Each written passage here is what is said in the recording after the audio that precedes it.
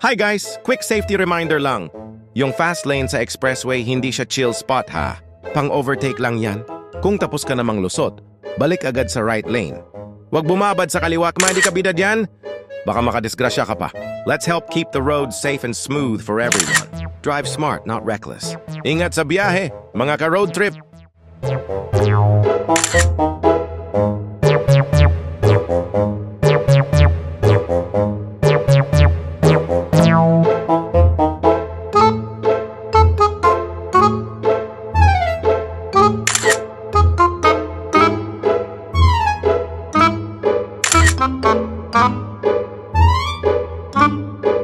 Thank you.